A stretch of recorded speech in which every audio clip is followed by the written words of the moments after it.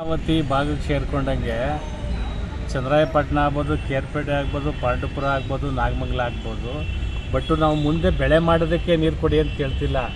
Standing crop ಇರೋದನ್ನು ಉಳಿಸ್ಕೊಳ್ಳೋಕೆ ನೀರು ಕೊಡಿ ಕೇಳ್ತಾ ಇದ್ದೀವಿ ಒಂದು ಕಟ್ಟನ್ನು. ಅದ್ರ ಜೊತೆಗೆ ಜಾನುವಾರುಗಳಿಗೂ ಕೂಡ ಕುಡಿಯೋಕ್ಕೆ ನೀರಿಲ್ದಂಗೆ ಆಗದೆ.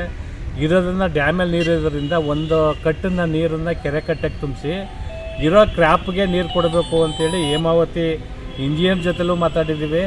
ಸಂಬಂಧಪಟ್ಟ ತಹಶೀಲ್ದಾರ್ಗೂ ಕೂಡ ಬೆಳಗ್ಗೆ ಫೋನ್ ಮಾಡಿ ಹೇಳಿದ್ದೀವಿ. ತುರ್ತಾಗಿ ಅವ್ರನ್ನ ಹೇಮಾವತಿಯವ್ರು ಕರೆದು ಒಂದು ಕಟ್ಟನ್ನು ನೀರು ಬಿಡಿಸಿ ಅಂತೇಳಿ.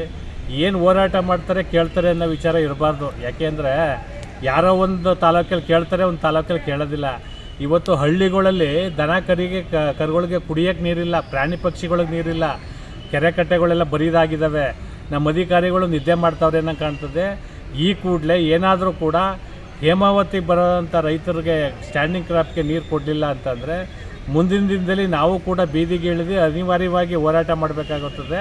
ಅದನ್ನು ತಪ್ಪಿಸೋಕ್ಕೆ ಈ ಅಧಿಕಾರಿಗಳು ಏನು ಮಾಡ್ತಿದ್ದಾರೆ, ಹೋರಾಟ ರೈತರು ಬೀದಿಗೆ ಇಳಿಯೋದಕ್ಕಿಂತ ಮುಂಚೆ ಎಚ್ಚರಾಗಿ ಹೇಮಾವತಿ ನೀರನ್ನು ಕೆರೆ ಕಟ್ಟೆಗಳಿಗೆ ತುಂಬಿಸುವಂಥ ಕೆಲಸ ಮಾಡಲಿಲ್ಲ ಅಂದರೆ ಮುಂದಿನ ದಿನಗಳಲ್ಲಿ ತಾಲೂಕಾದ್ಯಂತ ಹಳ್ಳಿಗೆ ಹೋಗಿ ಜನನ ಪ್ರಚಾರ ಮಾಡಿ ರಸ್ತೆಗಿಳಿಯುವಂಥ ಪರಿಸ್ಥಿತಿ ಎದುರಾಯ್ತಾಯಿತ್ತು. ಯಾಕೆಂದರೆ ಹಳ್ಳಿಗಳಲ್ಲಿ ಕುಡಿಯೋಕ್ಕೆ ನೀರಿಲ್ಲ.